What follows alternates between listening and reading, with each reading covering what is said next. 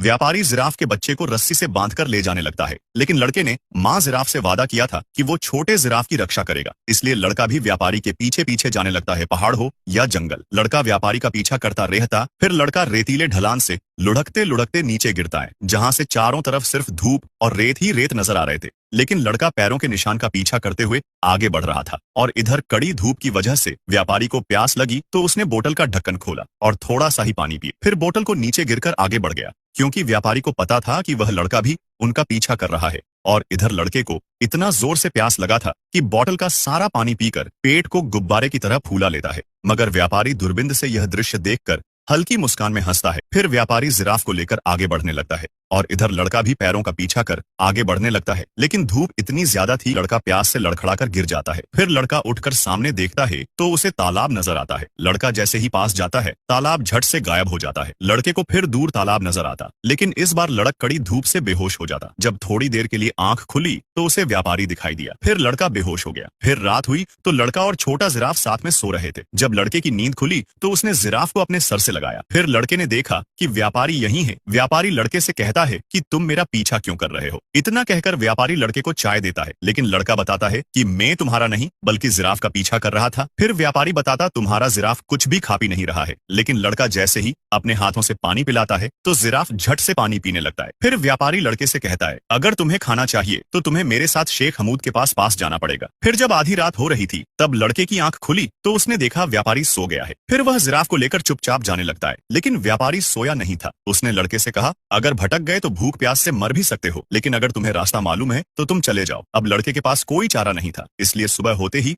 व्यापारी के साथ चल देता है। थोड़ी देर चलने के बाद ये लोग हमूद के पास पहुंच जाते हैं। व्यापारी हमूद से जिराफ के लिए दूध मांगता है, लेकिन हमूद व्यापारी को 2 गाय दिखाता है और दोनों गाय खरीदने को कहता है, लेकिन व्यापारी हमूद से भूरी गाय ही खरीदता है। फिर रात होते ही व्यापारी और लड़का यही हमूद के आशियाने में रात बिताने का निश्चय करते हैं। व्यापारी और हमूद हुक्का पीते पीते बात करते हैं। व्यापारी हामिद से कहता है, मेरे बाद लड़के का ध्यान रखना। और फिर व्यापारी लड़के को हामिद के पास छोड़कर जिराफ और गाय को लेकर वहां से चला जाता है। ऐसी ही और सामग्री के लिए चैनल को सब्सक्राइब करें।